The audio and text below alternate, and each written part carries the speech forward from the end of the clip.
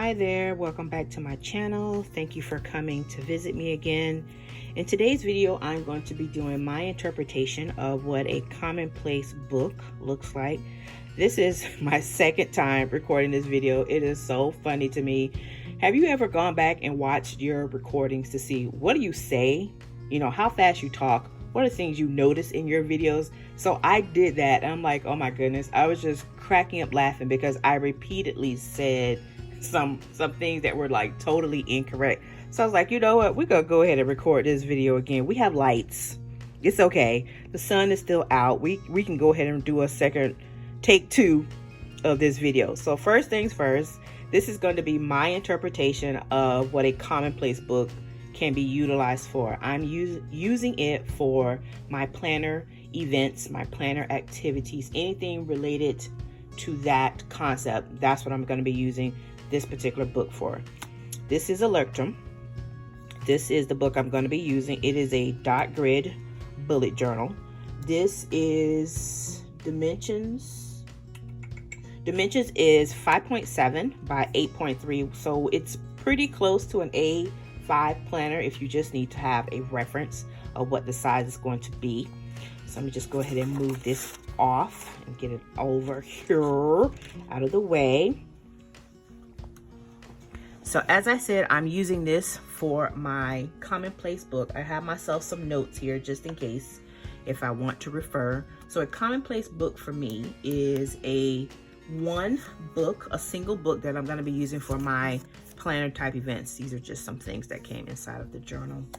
So I'm going to be using this one single book for my planner type activities.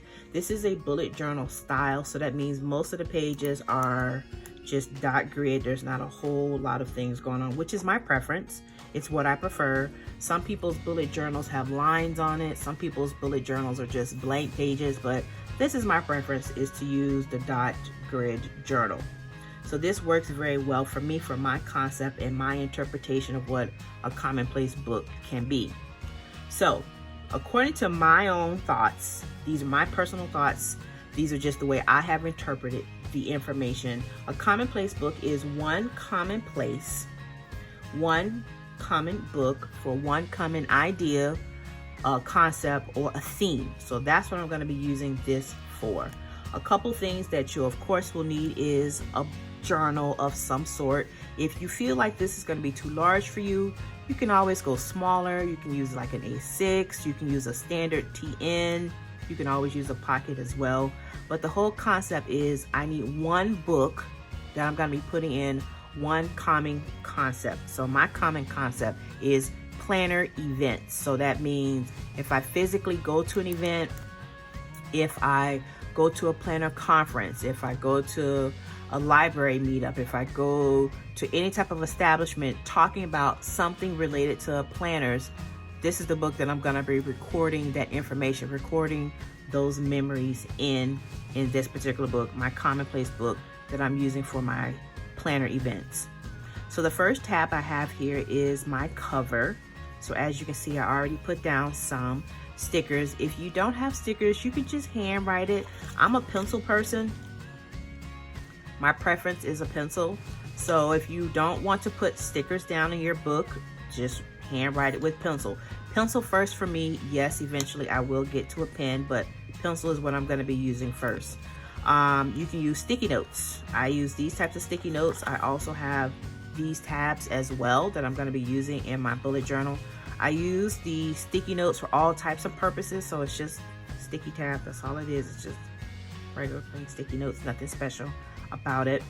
So I put on here, this is the tentative year that I want to start with. I'm going to use my phone, I'm going to use my iPad as my reference points. So if you don't have a reference point, or if you don't have an idea of where you want to start from, use one of those. Use your cell phone.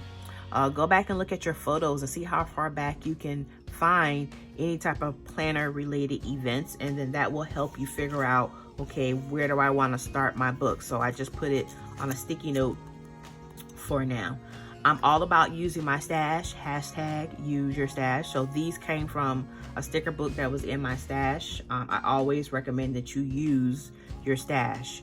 So your commonplace book is going to be a collection of events that took place probably not too far away, but it could be even as recent as a couple days ago.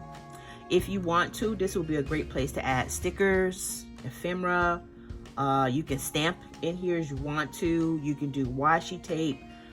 But this is ideally one place, one book for one concept or one thing. It doesn't have to be planner related. It could be anything that you want. It could be that you're reading particular books. It could be movies that you're watching. Whatever you want, just one concept in one common place.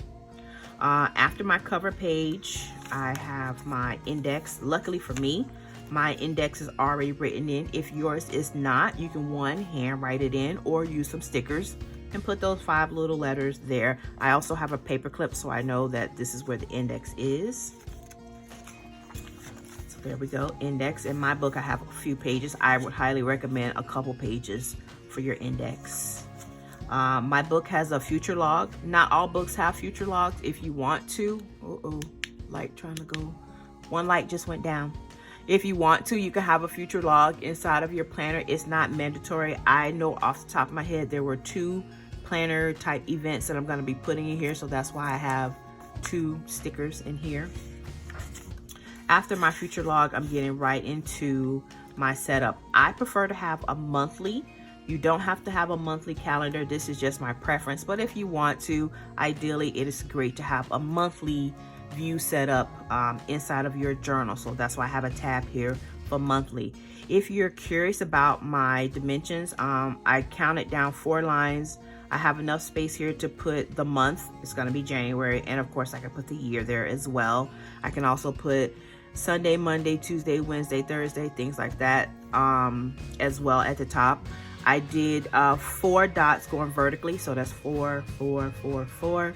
And I did 6 dots going horizontally, so that way you have more than enough space for the entire month. So ideally you have about 6 weeks here. So if your month has 31 days, you have more than enough space, and it just erase off any parts that you're not going to be using.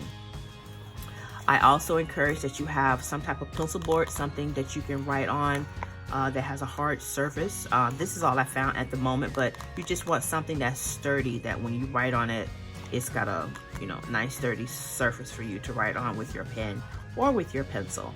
And then towards the back of your planner, I highly recommend that you have some pen test pages. So a couple pages here and there is ideally what you're gonna need. This particular journal has 240 pages, so I have plenty of space to write down any of my planner type events. I can go back quite a while. I plan on going back to 2020.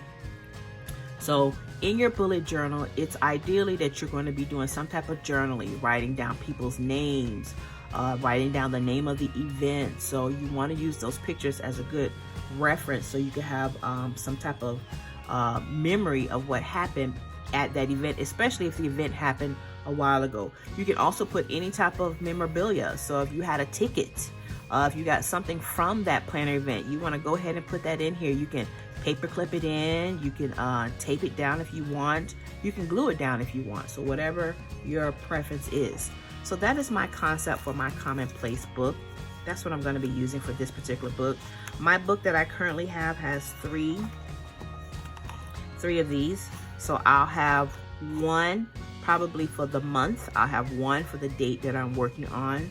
And who knows what the last one's going to be. But either way, sometimes your books have these lovely strings on them, these ribbons, and you can use them as well. I'm also going to have these particular tabs as well that I'm going to be using in this particular journal.